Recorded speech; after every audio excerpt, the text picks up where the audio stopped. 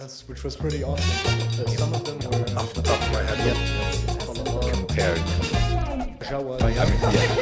You are now listening to the Voices of Dubai. You're listening Watching The Voices of Dubai with Joe Hage. This is the Voices of Dubai.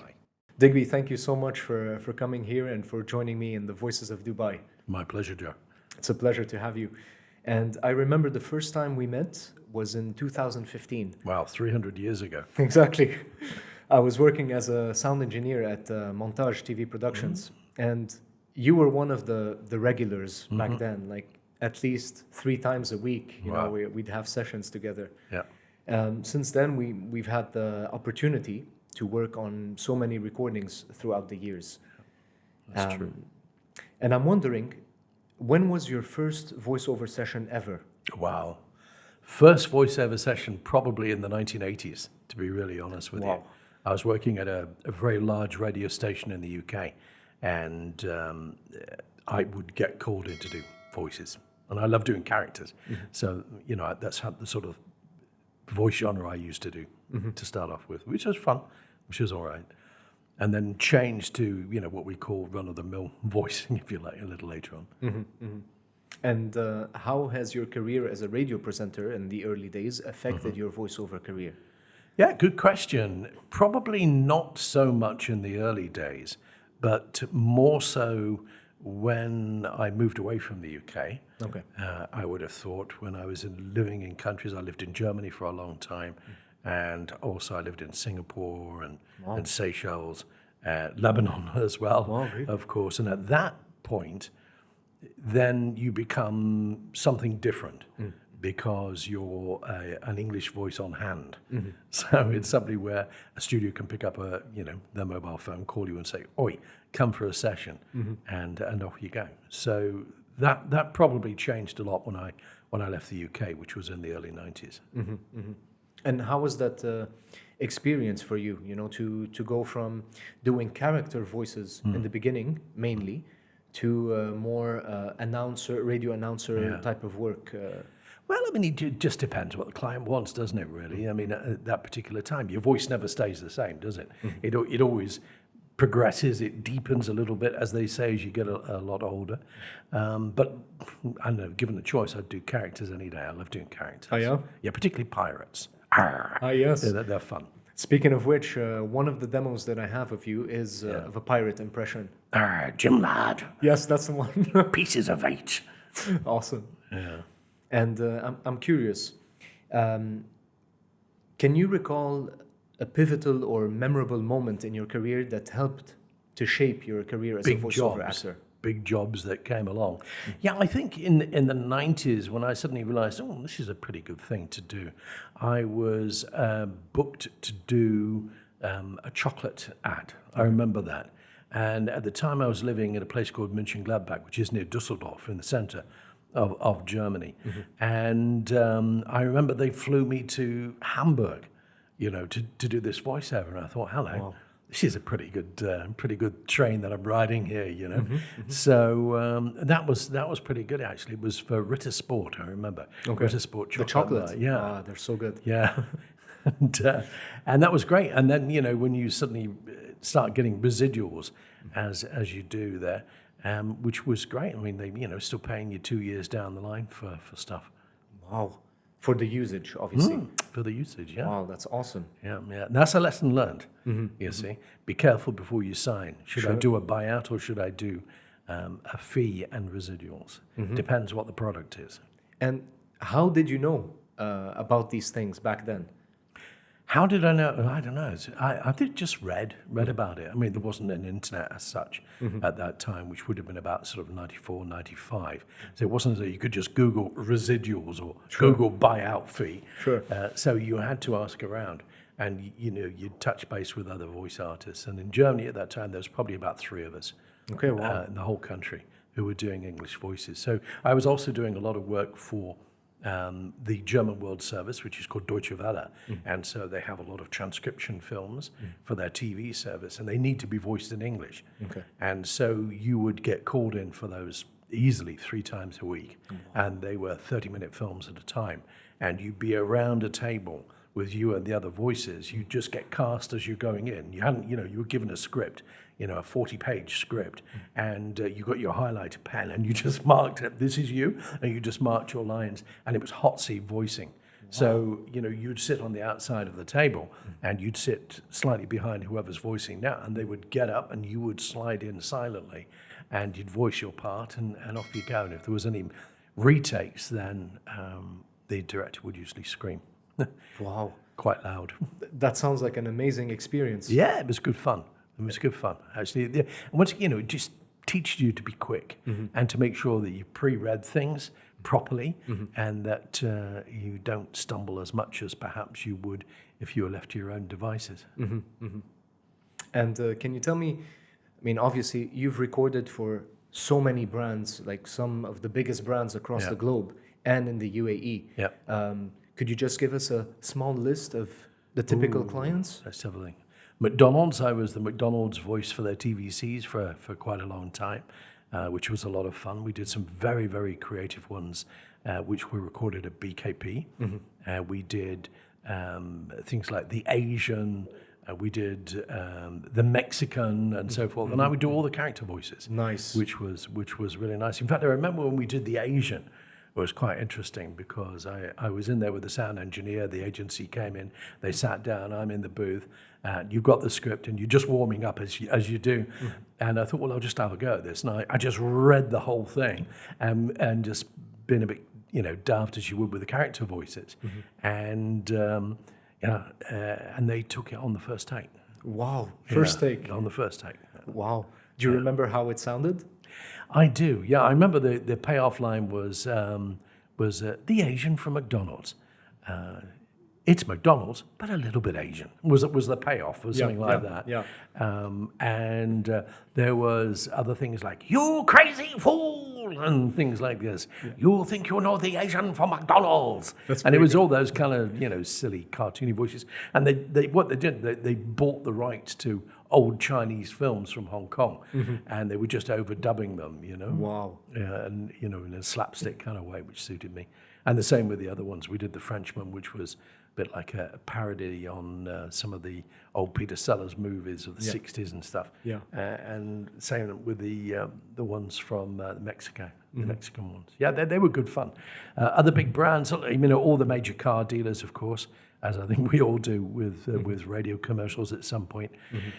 In 2017, I was asked to go to BKP again, which has always been one of my favorite studios. And we were recording for a book company, which is a Japanese one. I don't particularly want to mention the name of the brand. I'll go on. It was Kunakaniya. And we recorded 4 spots in character. These went to the Lynx Awards. Nice. And we won the Grand Prix. Wow. For those 4 spots. They then went to the Cannes Awards. Amazing. And that was, for me, one of the big highlights of my voicing, because they were just beautifully written. And of course, at the end of the day, as we all know, the scripting is everything. Sure. They won the Grand Prix at Lynx in 2017, and they're still there now. If you look for Dubai Lynx and you search the year 2017, you'll see the 4 spots are there. Awesome. Would you say that this was one of your favorite projects? Yes, definitely. Most definitely. Wow. It really was. It was something to be proud of, to be quite honest. For sure. I've used them as demos ever since, although most people go, oh yeah, that's nice. But, that's the way it is. Yeah. Some seem not to appreciate the creativity and the work it takes to go behind character voices. I mean, we're all used to the radio announcer kind of read, but characters I think it's a different game, right? It is. It's a different. You've really got to just look at a script and say they're not words, they're pictures. And that, once you can get that into your mind, into your psyche as a voice artist, then I think you start to win. I'm curious, how do you get in the proper mindset to do a character voice? Could you take us through your process? It really depends on the script. Very often, as you rightly just said, 9 times out of 10, it's sort of the announcer type voices, which are what they are. But if it's a character, then it needs a little bit more time just to look at it and say, what is the client trying to achieve? Who are they appealing to? If it's a Mickey D's commercial and it's for kids, and I'm sure we did a lot of these together, then, you need to get your voice a little bit lighter and stuff like that, and you've just got to be able to pitch it at the right tone for the client. And actually, now that we were talking about previous sessions, I remember one in 2018, September 2018. Yep. I was talking to Joe Mohan. All right. And we realized that both of us were in the same commercial. Okay. And you're the announcer for that commercial. Right. It was for Etihad Smiles. Ah, okay. All three of us are in the commercial. You're the announcer. Yeah. And it's funny because Joe had sent me the commercial and I was checking it out. And at the end, I hear your voice. That's Digby. I remember doing a lot of stuff for Etihad actually, because there was a time when I was doing all brand TV commercials for Etihad, and then I was doing radio commercials for Do. Wow. And it never really caused a conflict because I never told one about the other, I suppose. Yeah. And they were all pitched very differently. But that was a good time doing the Etihad TV commercials. Some of those I remember doing in the early days of Mango Jam, maybe when Mango Jam was probably about 2 years old and still in Jumeirah Lakes Towers at the time.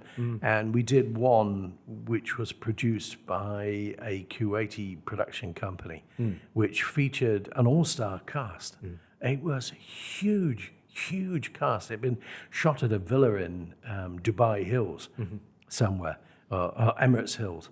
And I remember the director saying to me, it was filmed in this plastic surgeon's mansion in Emirates Hills.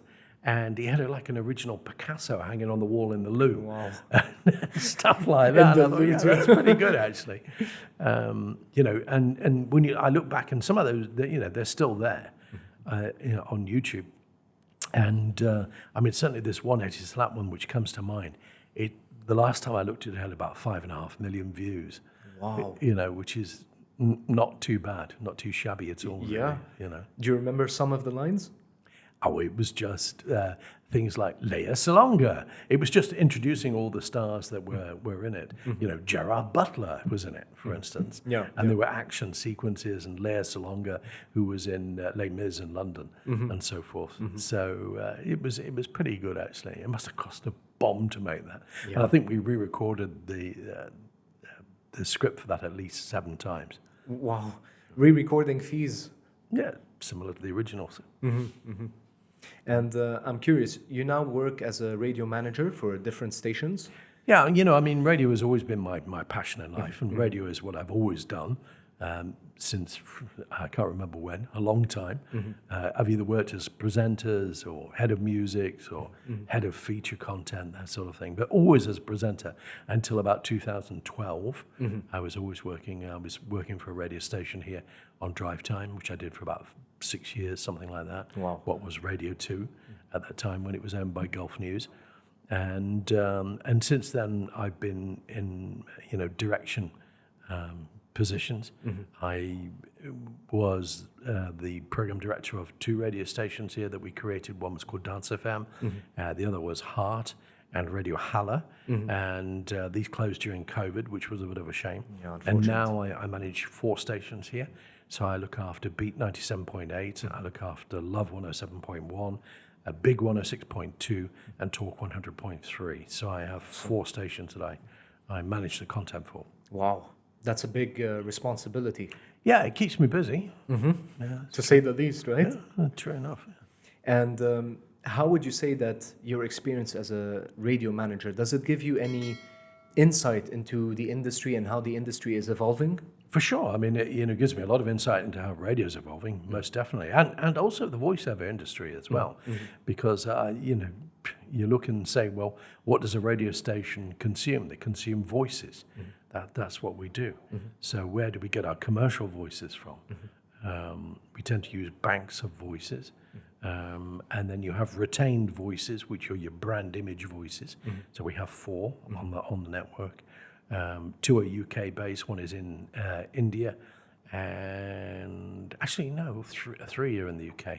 One is in India, and these are paid on retainer contracts every quarter, and they have a X amount of pages they have to do every month, and all the sponsorships and frequency idents, what we call core imaging. This is all done by them. It's a very, very skilled art, to say the least. But then they sign contracts saying they can't voice commercials here. I see.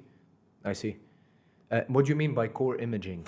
Core imaging would be, for instance, Beat 97.8, number one for dance. Okay. This is what we call core imaging. Okay. Yeah. So it's like the radio sonic identity. Yeah, it is. Yeah, but with a voice. With a voice, yeah. And then when a radio station has a promo of any sort that needs stationality, a competition or something like that, maybe, or promoting an event, these are always done by station voices, because it's all about brand at the end of the day. Absolutely. So to go back to your question, how is it evolving? Well, radio is evolving a lot. There was a time when people would say, well, radio's finished, it's had its day. But actually, personality radio is back in the majority of people's lives. Radio listening in the UAE, for instance, has 93% penetration, which is incredibly high. It's one of the highest in the world. I suppose it's all the traffic jams we get stuck in every day. Yes. But, that's the nature of what it is. You see, since we've got your Spotifys, your Angamis and iTunes and everything, if I want to just listen to music, then I'm going to go there. But if I want to be entertained, I'm going to go to a radio station. Sure. And that's why radio listening is very high here. You get live shows with new guests and interact, maybe win something, whatever it may be, up-to-date news and traffic reports and so forth. On a slightly different topic, overcoming self-doubt and imposter syndrome is something that a lot of us voice talent and actors and people experience, especially early in our careers. How have you dealt with these feelings? Never really had them, to be quite honest with you, because I've always been a bit of a show-off, I suppose, as a kid or whatever. But good voices are usually very quiet people, as a rule. They tend to keep themselves to themselves. I always think of a classic example is the comedian Rowan Atkinson, Mr. Bean, Blackadder. He is a very, very introverted, very quiet man if you ever meet him. And yet, as a performer, he's gregarious, to say the least. And so that's what it is. So I suppose you could say, well, you save the best for your performance, don't you? Really. Brilliant actor. Brilliant actor. Brilliant. So how do you come out of yourself? Well, just know your script. Never be self-conscious when you're before a microphone. That microphone is your key to the world. You treat it with respect and use it properly. And how would you prepare for any voiceover recording session? I'd always like to have the script in as much advance notice as possible. Scripts change, we all know that. Yeah. We're halfway through sessions, they change. Yes. But, as much notice as you can on a script always helps, doesn't it? Prepares your mind right, especially if there's characters involved. Sure. And you want to try and get inside those.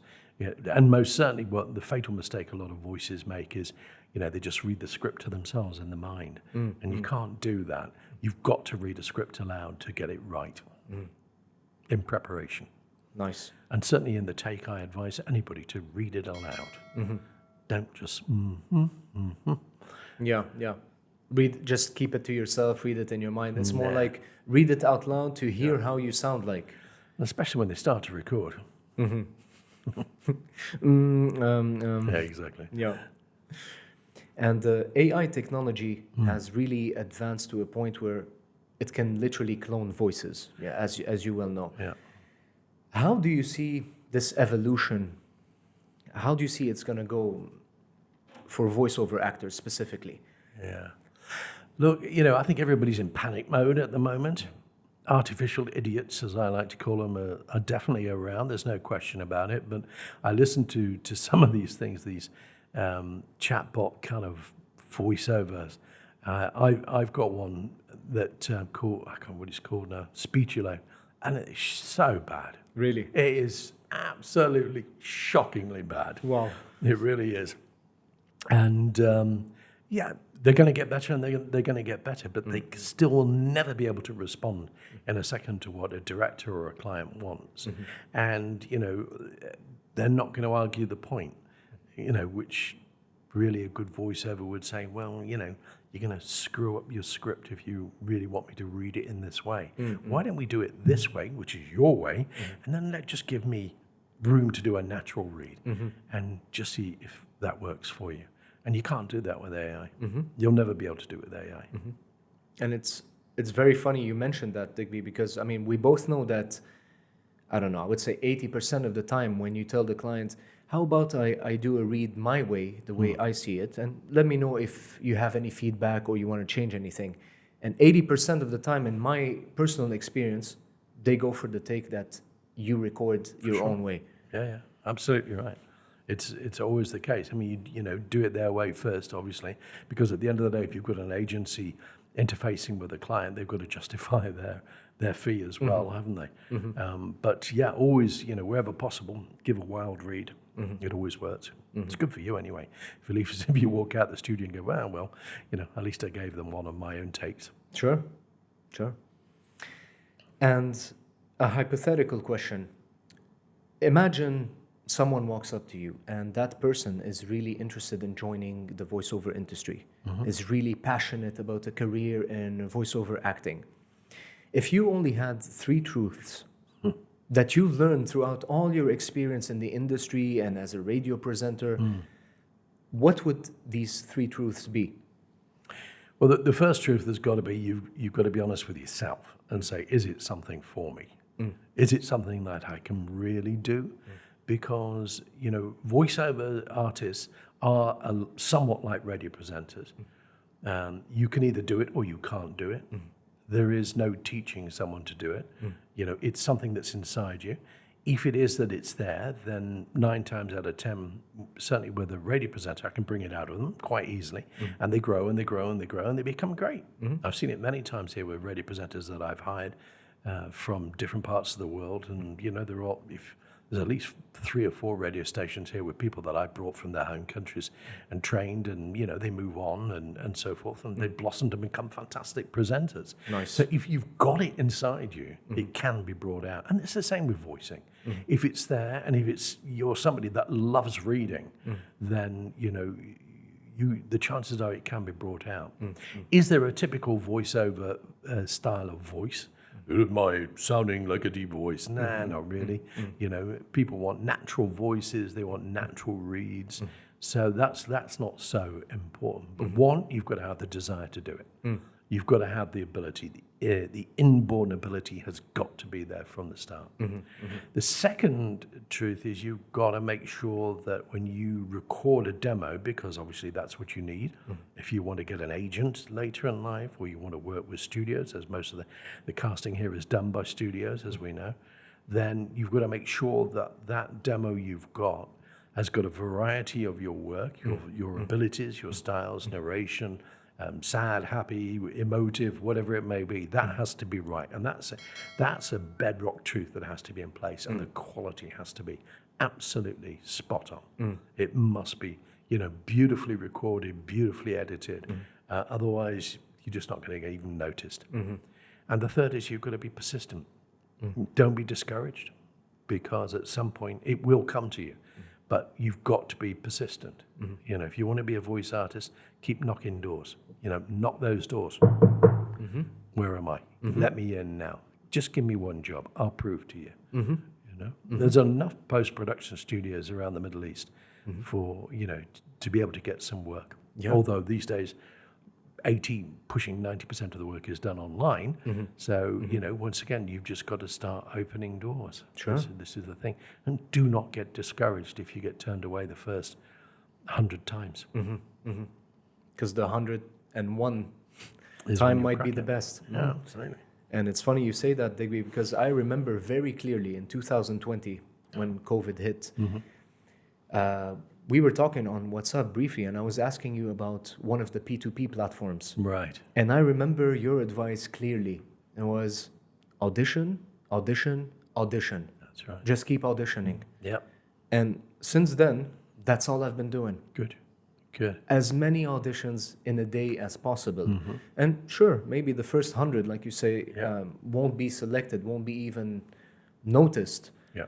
but you will start You to will. get called regularly and regularly. And Exactly. Yeah. that's awesome. Yeah, I mean, the P2P platforms is, I suppose it's a whole different podcast in itself. But, there are good ones and there are bad ones, without a shadow of a doubt. Some of them are absolutely fantastic, like your Bodalgos, the Voice Realm. These are superb pay-to-play Yes. platforms, and you'll get your money back in a second because you do have to invest in them. Yeah. But Bodalgo, for instance, will tell you don't audition for something unless you are 100% certain in your mind that you could get this job. If you think that you don't really think you'd be able to turn out a demo, right, don't do it. Don't do it, because it will put a client off for you in the future. Yeah, I love Bodalgo. My experience Bodalgo's with them excellent. was awesome, Yeah, especially for my French voiceover work Yeah. with Bodalgo. So, it's really good. my last question for you, Digby, is what is your definition of a great voiceover actor? Somebody who reads very well, Somebody, once again, a great voiceover actor, an adaptable voice, a natural voice. Somebody who can just sit and converse with somebody. That's what clients want today. They want conversational, natural voices.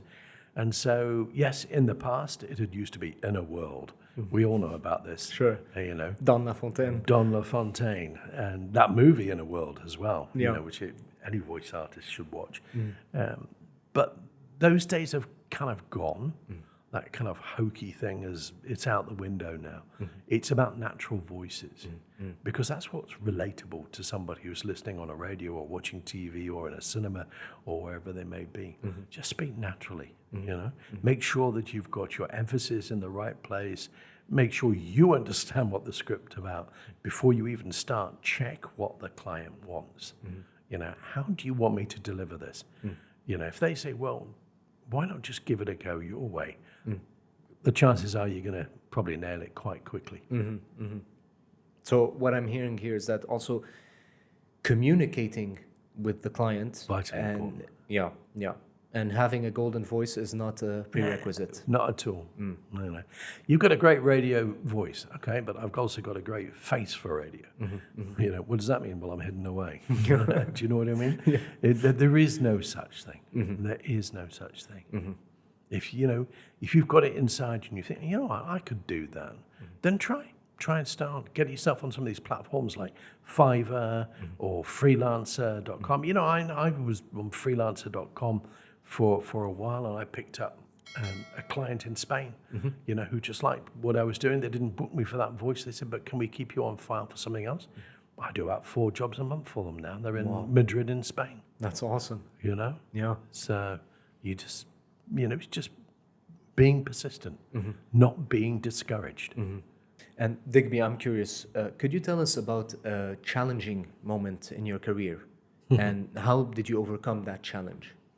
Well, there's many things come to mind, but I always remember once being at what was Metro Media down in Dubai, and they were in Udmeta. I remember this, and we were doing a script for a production company that was in there, and it was the typical thing, so you've got 50 seconds of copy that's got to go into 30 seconds. Oh yeah, okay. And so once you've got that out of the way, when they've taken out a paragraph of it, the golden rule, always, by the way, 70 words, 30 seconds. Never, ever exceed 30 seconds with 70 words in English anyway. So in Arabic, I know it's a very, very different. Yeah. So you've got to that point, and I remember this. And then the client, and there are lots of these meme videos around about stop. Okay, can we just emphasize this a little bit more, please, diggers? Okay, yeah. So you do that, and you're reading it, and you're hitting another word, and then you're reading. No. Can we just emphasize this sentence here? Okay. So yes, the cat ran over the dog. And it was, one of these kind of things. Yeah. And we got through to it, and there was literally one word left that they didn't want emphasizing. I said, let's just change this. Don't tell me what you want emphasizing. Just tell me what you don't want to be emphasized. Yeah. And that was a difficult situation because I could see Hassan, who was the production engineer at the time, looking at me going, "You shut up," Yeah, yeah. which I did. And do you remember how many takes you guys recorded? Yeah, it was probably about 20 something, 20 plus even, very frustrating to say the least. Did they choose take one at the end? I think they probably did actually. Yeah. Wow. Yeah. That's the thing sometimes with repeating the same script so many times, right? You lose it. You lose it, yeah, absolutely. Mind starts to wander. As a voice talent, and I would say like the final read, imagine chopping a line from here, a line from that take, and then putting them together. Yeah. It doesn't sound natural anymore, right? It's awful. It really is. And especially when, you're 45 minutes into a 1 hour session, you're saying, guys, I've got to go. I have another studio appointment. Yeah. So, yeah, but just no. Sorry. That's it. Back in the day, we could say that. Now it's like, but you're working remotely, aren't you? Yeah. Yeah. They can get cheeky. They can get cheeky, yeah. But anyway, that's the way it is. Yeah. That's awesome. That's awesome. Thank you so much, Digby, for your wisdom, for sharing your experience. I want to acknowledge you for the advice you've shared with me over the years, the work we've done together, and also the work you're doing for the region as a whole. Everybody knows you here. I don't know about that, but yeah. So it's a thank you fun very thing. much. Joe, thank you very much. The pleasure's mine. Guys, if you like that episode, please make sure to like, share, and subscribe. And if you have any other questions for Digby, please leave them in the comments.